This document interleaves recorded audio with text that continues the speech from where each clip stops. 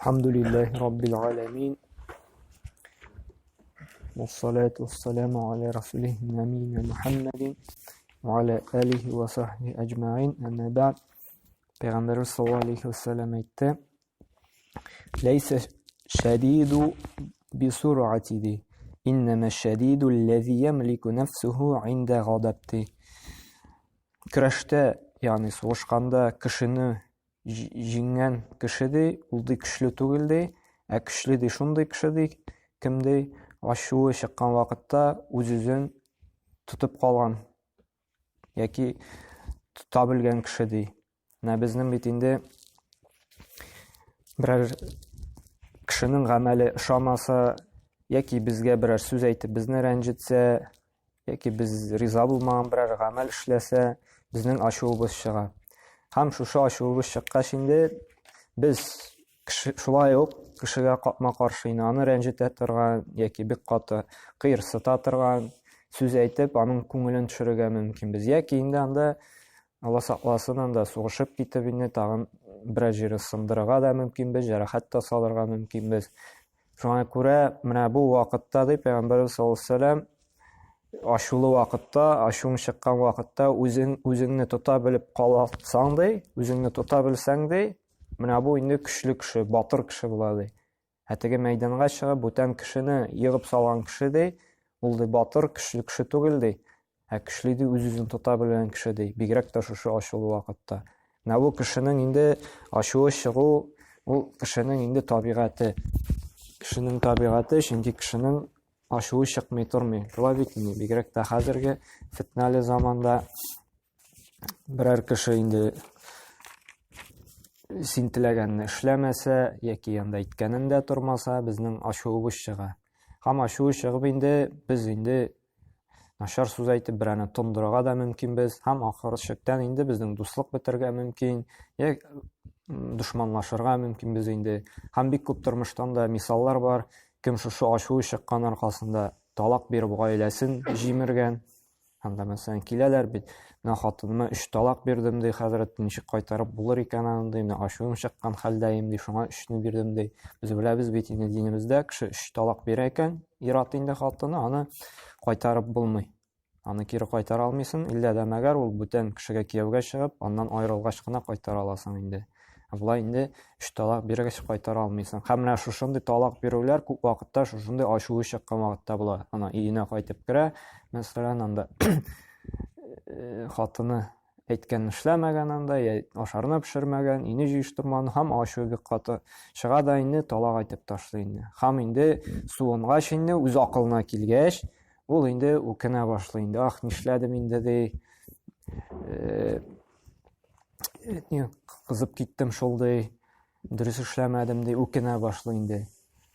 Яки мәсәлән икенче бер мисал, бер кардәш сөйләгән, шулай даваланырга больниска барган идем ди. Монда бер дустымны очраттым ди инде. 5 яшьлек малайын күтәреп ди.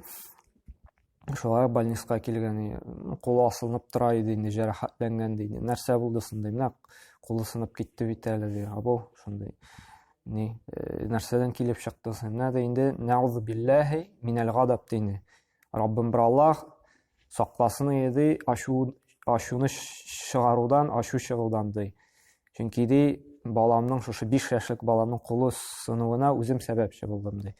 Мин ди иртә белән уятканым, тор, анда кайдыр алып барасы булганмы, садикка илтәсеме, кайдыр алып барасы булган инде, һәм баласы йоклап яткан инде, тормаган инде, тыңламаган. Һәм атасының берничә тапкыр әйткәч, ачуы чыкканда, баласын кулыннан тотып инде кисәк кенә тартып алган. Шул тарткан вакытта инде моның кулы сынган инде. Кичкенә балам бит, үзегез беләсез, аларның тәннәре бик йомшак була. Шуның белән инде кулы сынган. Һәм мондый мисаллар бик күп. Менә шушы ачулык белән эшләнгән вакытта. Һәм шулай бер мисал укыганым, нидә булган, базарда булган. 2 кеше сатучы белән сатып алучы инде. Теге сатучы нәрсәне алгач инде сдачасын биреп бетермәгәндә инде, теге алучы китеп баргач, сдачасын санагач, син бит биреп бетермәдең миңа. Теге хакымны кайтар дигән инде. һәм сатучы, ой, ялгыш онытканмын, буталганмын дип инде, бәлки дөрес тә булгандыр инде ул, һәр кеше бит буталана, ялгыша. Һәм кире санап кайтармакчы булган инде. Һәм теге кеше инде ничектер ачуы чыгып киткән, моңа тагын сүз өстенә сүз өстәгән инде. Син ялгышмагансың, син русча әйткәндә специально шулай эшләгәнсең аны дип, миңа бирәсең килмәгән, бу сиңа харам, ничек кешене алдалыйсың дип инде. Сатучының да инде ашу чыккан инде, син миңа нахакка бәла ягасың дип, һәм бер-берсен инде кыздырганнар да, сатучы инде бик каты кызгач инде, шунда бер таяк яткан инде, агач таяк диләр инде, яки бите булганмы инде. Һәм шуны алган да инде, шушы сатып алучының башына биргән инде. Һәм шушы башына биреп, чигәсенә эләгеп инде, бу кеше үлгән. Һәм инде ахырдан инде бик каты үкенгән инде, теге допрос алганда әйткәннәр, менә бу кыссаны шушы булган хәлне сөйләп биргән инде. Һәм менә бу шулай ук нәрсә булып тора, дәлил булып тора, ачу, хәтта менә кешеләрне үтерә. Менә шушы ачу чыгу. Шуңа күрә менә без ачуыбызны саклый белергә тиешбез. Ачуыбызны саклый белергә тиешбез. Бер кеше әйткән бит, ачуның башы акылсызлык дигән, ахыры үкенү дигән. Чөнки бит ачу килгәндә, кан кызганда бит кызара, күзләребез кызара име. Һәм инде анда акыл китә, акылсызлык кереп утыра, бер шайтан кереп утыра, шулай бит. Һәм без нәрсә әйткәнебезне дә белмибез, нәрсә эшләгәнебезне дә белмибез. Бу вакытта без сүгенү сүзде әйтергә мөмкинбез инде, кешене рәнҗетә торган сүзде әйтергә мөмкинбез инде, һәм башка теләсә нәрсәләрдә эшләргә мөмкинбез. Менә әле сөйләп киткән мисаллардан анда кешене сындырырга да мөмкинбез, үтәргә дә мөмкинбез инде. Чөнки без шушы вакытта безнең анда акылсызлык, шайтан кереп утыра инде. Һәм шуңа күрә менә шундый ачуыбыз инде безне өстен алмасын өчен без үзебезнең нәфесебезне инде тәрбияләргә тиешбез. Тәрбияләргә тиешбез, шушы ачуыбызны тота белергә. Һәм Аллаһ Субхану тәгалә Куръанда да әйтә бит, җәннәт әһелләрен сыйфатлаганда, җәннәттә шулай ук нинди кешеләр булыр ди? وَالْكَاظِمِينَ الْغَيْظَ وَالْعَافِينَ عَنِ النَّاسِ ди. Кемнәр ди? Булачаклар ди. Менә шушы ачуларын тота белгән кешеләр ди, һәм кешеләрне гафу итүчеләр ди. Менә җәннәт әһелләрен сыйфатлаганда, сыйфатлы ачуларын тота белгән кешеләр ди. Менә ачуларын тота белгән кеше, менә бу шулай ук җәннәт әһелләреннән булачаклар ди, һәм кешеләрне гафу итә белүчеләр ди. Һәм галимнәр әйтә, шушы ачуыбызны басыр өчен ди, без үзебездә булдырырга тиешбез ди, күркәм холык ди. Менә бу ачуыбызны басып калдырыр өчен. Әгәр дә кеше шушы күркәм холык белән ди, үзен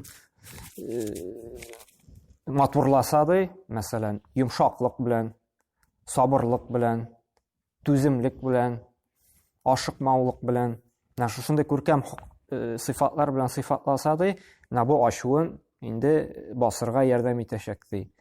Әгәр дә мәсәлән, кеше үзендә йомшаклык, сабырлык тәрбияли икән инде, моның ачуын чыгаралар икән, урамда барганда бер ямьсез сүз әйтәләр икән, яки анда кычкыралар, яки шулай чиратта торганда, кибеттә, мәсәлән, шул мисалда китерелгәнчә сдачаны биреп бетермәй, ул сабыр итә, матур гына җавап бирә, теләсә нәрсә әйтсәләр дә инде, яки бер нәрсә эндәшми, түземле була. Менә шулай күркәм холык инде шушы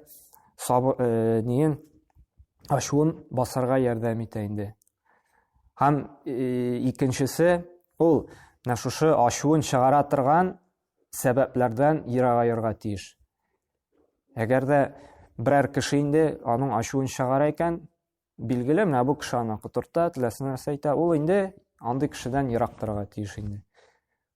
Яки сүзгә кереп киттеләр дә инде, белә, хәзер инде сүз өстеннән сүз өстәлеп китә икән, бу тагын ачуын чыгарып, тагын бер нәрсә эшләп ташларга мөмкин икән инде, ул туктарга тиеш сөйләшүдән. Бу сәбәп булып тора, шушы ачуын чыгара торган нәрсәләрдән инде ерагаю. Һәм өченчесе, ул үзен тота белергә өйрәнергә тиеш, үзенең нәфсен тәрбияләргә тиеш, һәм өйрәтергә тиеш, шушы ачуын чыгуының артып китмәвенә. артып китеп, теләсәң инде сүзләр сөйләүдән яки бүтән эшләр эшләүдән инде. Һәм инде менә бу булды кайбер ярдәмчел сыйфатлар инде. Һәм галимнәр әйтәләр инде Пәйгамбәребезнең безгә өйрәтеп калдырган инде хадислар белән давасы бар ди. Шушы ачуының давалый торган үзенең давалары бар ди инде. Монсы беренчесе 3 сыйфатны әйттек. Безгә ярдәм итә торган инде ачуны басырга ярдәм итә торган сыйфатлар дидек име булдырырга тиешбез. Һәм монсы беренчесе Пәйгамбәребез өйрәткән давалый торган сәбәпләр беренчесе истиаза кылу. Мәсәлән, берәр кеше берәр нәрсә безнең ачуыбызны чыгарды икән, без ничек давалыйбыз? Пәйгамбәребезнең киңәше белән Аузу биллаһи минәш шайтанир раҗим дип әйтергә тиешбез. Иң беренче ачу чыга башлады, сиздек. Берәр кеше начар сүз әйтте, берәр кеше эшне эшләмәде, тиешенчә ачу чыкты. Без нишләргә тиешбез? Иң беренче Аузу биллаһи минәш шайтанир раҗим. Шушы таш атып куылган шайтанның явызлыгыннан Аллаһ Тәгалә сиңа сыгынамын. Чөнки шайтан иң беренче безгә инде вәсвәсә кыла, ачуны чыгарырга, шул кешегә теләсә инде сүз әйтергә, шушындый эш эшләргә. Чөнки шайтан гел тели безнең шушы начарлык эшләүнең инде. Икенчесе эндәшмәү. Икенчесе менә бу дава, шушы ачуның чыкмавына противоядие ди русча әйтсәк инде, ул эндәшмәү. Сиңа әйттеләр начар сүз, начар гамәл эшләделәр сиңа карата, син эндәшмисең. Бер нәрсәдә эндәшмисең.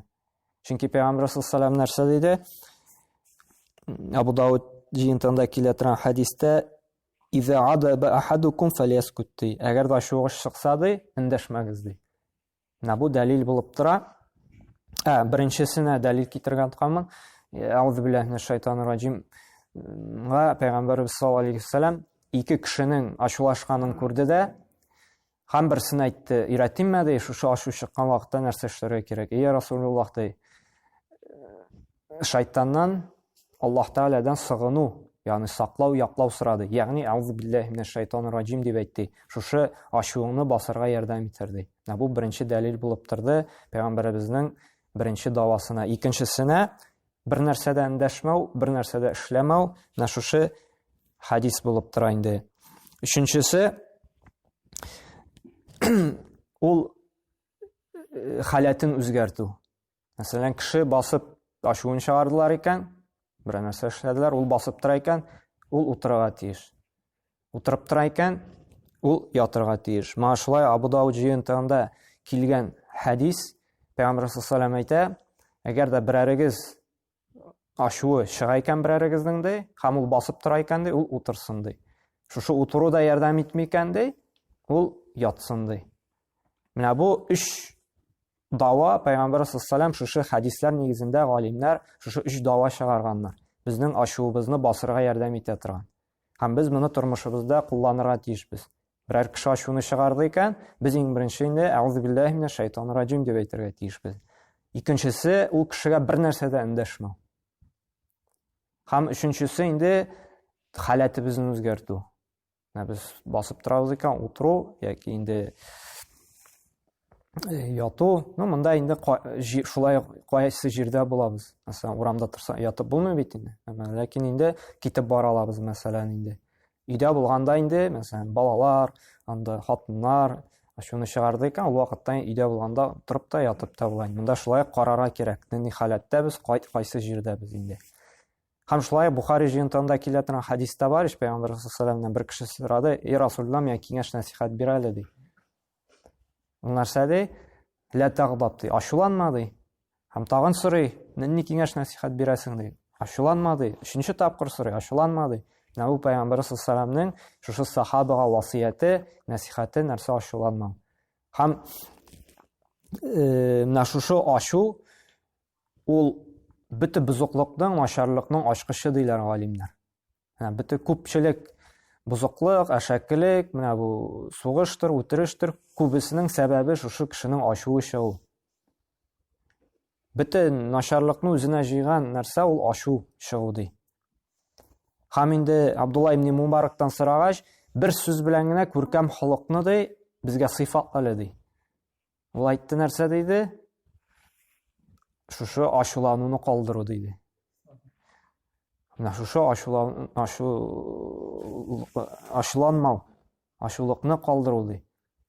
Менә бер сүздә сыйфатласам, менә шушы ачулануны, кызып китүне без калдырырга тиешбез инде. Һәм менә шушы Пәйгамбәр саллаллаһу алейһи ва сәллям инде әйтте бит, көчле кеше ди, бүтәннәрне көрәштә җиңгән кеше ди, зур гәүдәле, көчле, мускуллы кеше түгел ди, ә үз-үзен тота белгән кеше ди. Бигрәк тә шушы ачулы вакытында. Менә шундый кеше көчле була ди. Шуңа күрә менә бу күрсәтә инде без көчлеме, без көчсезме. Әгәр дә берәрсе безнең ачуыбызны чыгарып, без кызып китеп теләсә нәрсә әйтәбез икән, без көчсез, заиф кеше инде. Әгәр дә берәрсе безгә теләсә нәрсә әйтте, или берәр ярамаган эш эшләде, без сабыр итеп ачуыбызны чыгармыйбыз икән, без инде көчле кешедән булабыз. Менә шуңа күрә көчле кеше инде ул, теге ничек Пәйгамбәрбез әйтте, зур мускулланда, зур гәүдәле кеше түгел, ә үзебезне тота белү. Яки күбебезнең дә тормышта булган бар. Ачуыбыз чыгып, кешеләрне рәнҗеткән бар, үпкәләткән бар, дошманлашканыбыз бар. Аның сәбәбе менә шушы ачулык инде. Шуңа күрә менә Аллаһ субхана ва тааля безгә инде тауфик, һидаят бирсен, менә шушы Пәйгамбәр саллаллаһу алейһи ва сәллям өйрәткән давалар белән даваланып, шушы сыйфатыбызны басырга һәм күркәм сыйфатлар белән үзебезне инде матур айтырга, сабырлык, түземлелек, йомшаклык сыйфатлары белән инде. Һәм белергә тиешбез, ахырдан ачуның ахыры нәрсә була, нәтиҗә ул үкенү булачак. Шуңа күрә үкенер алдыннан без уйларга тиешбез. Шушы ачуыбыз чыгып, теләсә нәрсә әйтүебез бар дип инде. Һәм Аллаһ субхана ва тааля инде безгә көчле кешеләрдән булырга насыйп әйләсен иде инде. Пәйгамбәр саллаллаһу алейһи ва сәллямның шушы 3 тапкыр әйткән киңәш насихаты белән насихатланып, васыятланып әйткән шушы васыяты белән яшәргә тауфик һидаят бирсен инде. Субханакаллаһу бихамдика ва ашһаду ан ла илаха илля анта астагфирука ва атубу илейк.